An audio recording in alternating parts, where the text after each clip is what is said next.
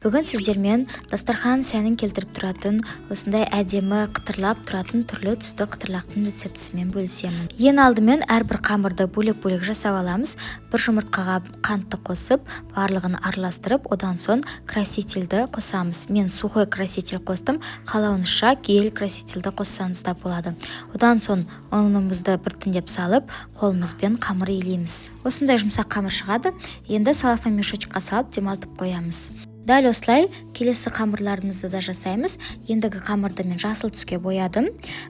Осы красительмен қолданар алдында бірінші қасықпен былғап алған жөн, өйткені қолды ластап алмас үшін.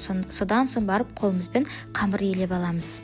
Осы бір жұмыртқадан шамамен 6-7 қытырлақ шығады. Келесі қамырға мен ешқандай краситель қоспадым, осы жұмыртқаны өзінің сарысымен иледім. Егер де сіздің жұмыртқаңыз сары болмаса, онда сәл ғана сары красительді қосып жіберсеңіздер болады.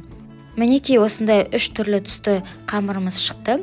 Енді барлығын бір-бірден жайып шығамыз. Қамырымызды жұқа етіп жаямыз. Міне көрсетілгенде осындай жұқа болуы керек. Енді осыларды барлығын осындай басы ирелек пышақпен кесіп шығамыз. Қамырымыз осындай созылмалы қамыр болып шығады. Осылай қолымызбен аздап созып жұқартып алсаңыз да болады. Енді майымызды жақсылап қыздырып алып, орташа отта осы қытырлақтарымызды вилкаға орап аламыз да, осындай видеодағыдай гүл тәріздес етіп, осылай айналдырып қуырып шығамыз. Бұл қытырлақтар өте тез дайын болады. Шамамен 1-2 минутта осылай барлығын жақсылап қуырып аламыз.